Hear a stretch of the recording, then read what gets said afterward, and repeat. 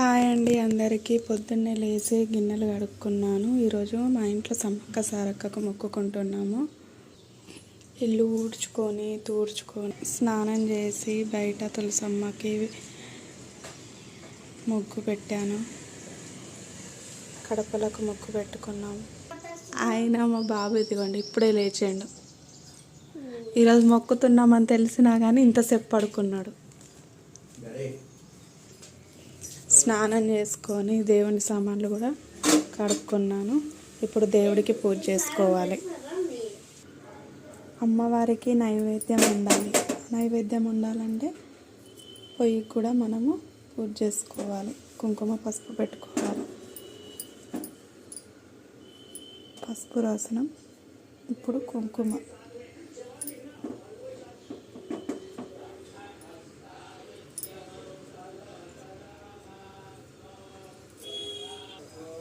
మనం ఏ గిన్నెలో వండుతామో ఆ గిన్నెకు కూడా బొట్టు పెట్టుకోవాలి. ఇంట్లో దేవుడి పూజ అయిపోయినాక ఇప్పుడు సమ్మక్క సారక్కకు మొక్కడానికి అన్నీ సిద్ధం చేసుకోవాలి. ఎట్లా పూజించాలో చెప్తాను.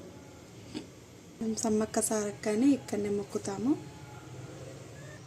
ఇందాక బొట్టు ఉండే కదా, అది పోయిన ఇయర్ పెట్టుకొని మొక్కుకున్న బొట్టు. ఇప్పుడు అది నీట్గా తుడుచుకొని ఇలా పసుపు పెట్టుకోవాలి. ఇలా సమ్మక్క సారక్కకు బొట్టు పెట్టి వేపాకులు మామిడి కొమ్మలు ఇలా పెట్టాలి. ఇందాక ఇంట్లో పూజ చేసుకున్నానన్నాను కదా, ఇదిగోండి. ఫస్ట్ మనం ఇంట్లో పూజ చేసుకున్నాక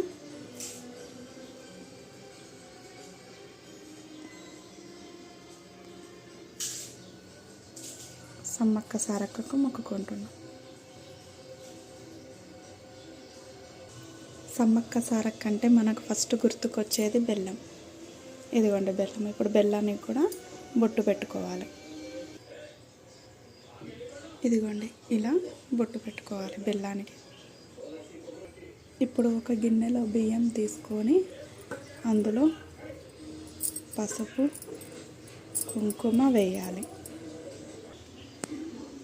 తర్వాత బ్లౌజ్ పీసులు పెట్టాలి. ఇక్కడ రైస్ తీసుకున్నాం కదా, దానిపైన కొంతమంది శారీ పెట్టుకుంటారు, కొంతమంది బ్లౌజ్ పీసులు పెట్టుకుంటారు. నేను మాత్రం బ్లౌజ్ పీసులు పెట్టుకుంటున్నాను.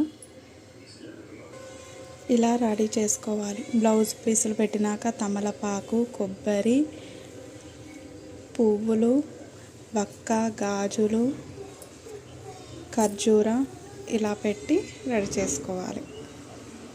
ఇలా అన్నీ సమర్పించాలి దేవునికి. మనం ఇంటికి వచ్చినప్పుడు వాయనాలు ఎలా ఇస్తామో దేవతకి కూడా మనం అలాగే వాయనంలాగా పెట్టాలి. అన్నీ అలా అన్నీ పెట్టి దీపం పెట్టి అన్నీ సమర్పించాలి.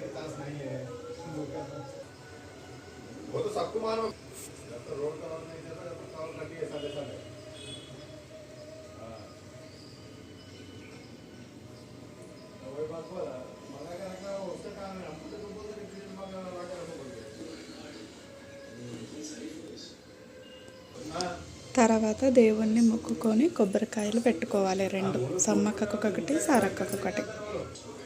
మనకున్న కోరిక కోరుకొని కొబ్బరికాయలు కొట్టుకోవాలి.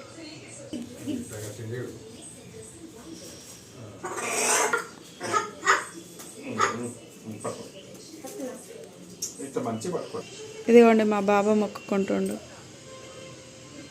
బో ఇప్పుడు కోడిని కట్ చేయడానికి కోడిని కాళ్ళు కడుక్కోవాలి. దాన్ని ముఖం కూడా కొద్దిగా వాటర్తో చేతి తీసుకొని చల్లు.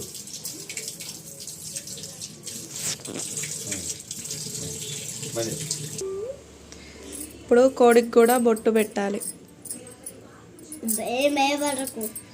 ఏం భయపడక, ఏం కాదు. అట్లాగే కాళ్ళకు కూడా తీబెట.